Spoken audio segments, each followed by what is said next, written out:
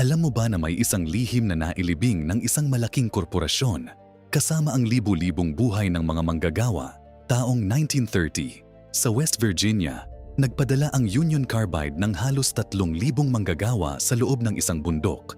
Karamihan sa kanila ay mga itim na lalaki mula sa timog ng Amerika, mga taong naghahanap ng trabaho at mas magandang buhay.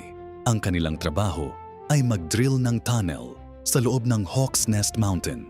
Pero ang bundok na iyon ay halos purong silika, isang mineral na kapag naging alikabok ay pumapatay sa baga.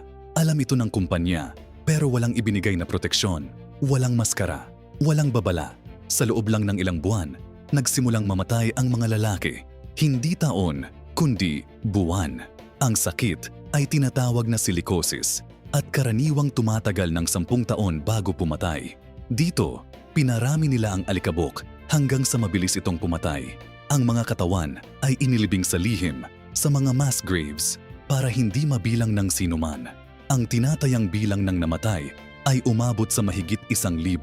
Nagkaroon ng investigasyon sa Kongreso pero walang sinumang naaresto, walang sinumang nakulong. At ngayon, halos walang nakakaalam.